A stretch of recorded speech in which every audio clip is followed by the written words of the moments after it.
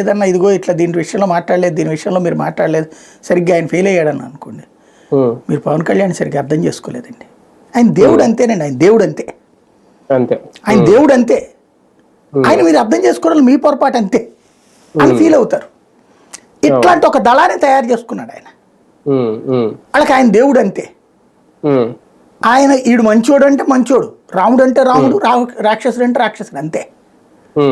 అట్లాంటి ఒక బ్యాచ్ని తయారు చేసి వాళ్ళ తల్లిదండ్రులు చాలా మంది తల్లిదండ్రుల దగ్గరికి వెళ్ళి వాళ్ళ ఆ పిల్లలు తమ మీద ఒట్లేపించుకున్నారు, మీరు ఈసారి పవన్ కళ్యాణ్ గెలిపించాలి ఎట్టి పరిస్థితుల్లో, పవన్ మనోడు అంటే సాధారణంగా అబోవ్ 30s ఉన్నోళ్ళు పవన్ కళ్యాణ్ అంటే ప్రేమిస్తారు కులం పరంగా, కానీ ఓటు పరంగా అవసరాన్ని బట్టేసేవాళ్ళు.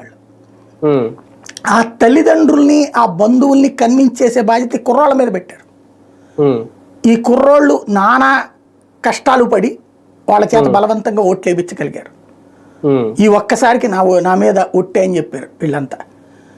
నెక్స్ట్ పరిపాలన బాగోపోతే అప్పుడు చేదురు గాని అన్నటువంటిది. కాబట్టి ఆ ఓట్లు ఒక పోలరైజ్ అవ్వడం వల్ల తెలుగుదేశానికి బెనిఫిట్ అయింది కదా. కాబట్టి ఆ మాట అంటంలో తప్పే ఉంది పవన్ కళ్యాణ్.